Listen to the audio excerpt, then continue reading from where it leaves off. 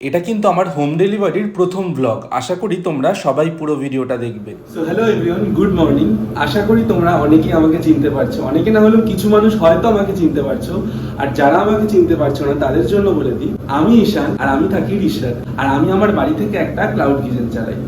আর এখন কিন্তু বাজে সকাল প্রায় 7টা, আর আমার অলরেডি রান্না বসে গেছে, এদিকেও রান্না চলছে। সকাল সকাল বানিয়ে নিয়েছি এক কাপ চা। এই চা ছাড়া কিন্তু আমার দিন শুরু হয় না।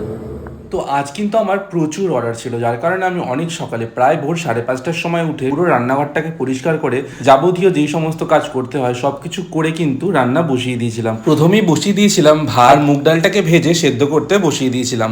আর ভাত কিন্তু দু জায়গায় বসিয়েছি, কারণ এতটা চালের ভাত ছিল যে এক জায়গায় করাটা সম্ভব ছিল না। আর ভাত কিন্তু এইদিকে অলরেডি আমার হয়ে গেছে। আর যেহেতু ভাত ছ্যাঁকার মতন আমার কাছে কোনো কিছু ছিল না আজকে হাতের সামনে, তাই কিন্তু আমি এভাবেই ছোট একটা ফুটো থালা দিয়ে সাঁড়াশি দিয়ে ধরে ভাতটাকে ছেঁকেছি। এরপর কিন্তু আমি বসিয়ে দিলাম আমের চাটনি। আর আজকের আমের চাটনিটা কিন্তু খেতে খুব টেস্টি হয়েছিল। তোমরা যদি এরকম চাটনির রেসিপি চাও অবশ্যই কিন্তু আমাকে কমেন্ট করে জানিও। আর এরপর আমি বসে পড়েছি সবজি কাটতে, কারণ একটা পাঁচমিশালি সবজি হতো। বাজারে গিয়েছিলাম সকাল সকাল মাছ আনতে, কারণ টাটকা মাছই আমি রান্না ইউজ করি, বাসি মাছ মানে আগের থেকে ফ্রোজেন করে রাখা মাছ ইউজ করি না। তো চলো এবার বাড়িতে গিয়ে ভিডিওটা কন্টিনিউ করছি। আর এইদিকে কিন্তু আমার সব রকমের সবজি কাটা কমপ্লিট। আর আমি কিন্তু এবার মাছগুলোকে ভালো মতন ধুয়ে নেবো। আর মাছের সাইজগুলো দেখে তোমরা বুঝতেই পারছো মাছগুলো কত বড়। মাছগুলো প্রায় 70 গ্রাম সাইজের ছিল। আজ কিন্তু আমার অন্য দিনের তুলনায় একটু বেশি অর্ডার ছিল। আজ টোটাল 30 জনের জন্য রান্না করেছিলাম। আর আজ কিন্তু অনেক দূর থেকে অর্ডার এসেছিল। ডানকুনি থেকে এক দিদি আজকে ওই দিদির বিয়ের দিনের সকালবেলার খাওয়া দাওয়ার জন্য আমার কাছ থেকে টোটাল 12 জনের খাওয়ার অর্ডার করেছিল। তো সেই মতো কিন্তু আমি আজকে অনেক সকালে প্রায় 5:30 নাগাদ ঘুম থেকে উঠে রান্নার সমস্ত জোগাড় শুরু করে দিয়েছিলাম। তাই আজ কিন্তু আমার দিদিও চলে এসেছিল আমাকে রান্নায় হেল্প করার জন্য।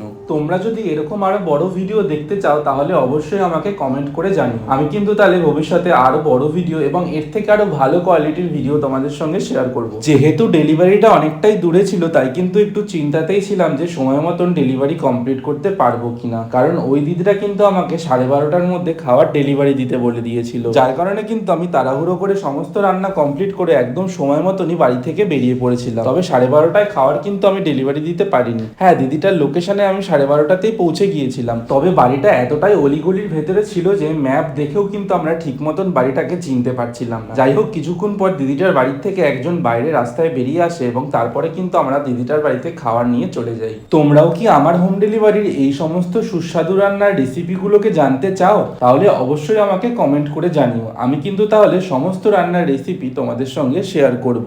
আর হ্যাঁ, আজ কিন্তু আমি অনেক কিছু রান্না করেছিলাম।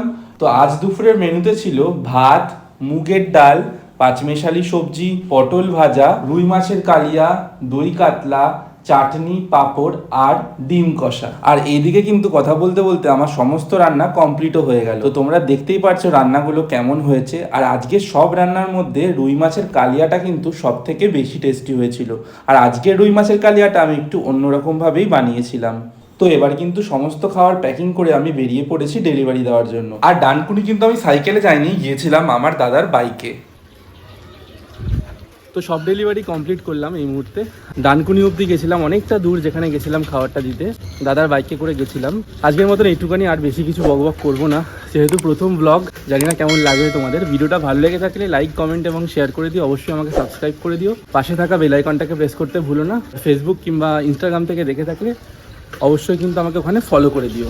আজকের মতন টাটা, আবার দেখা হবে নেক্সট একটা ভিডিওতে।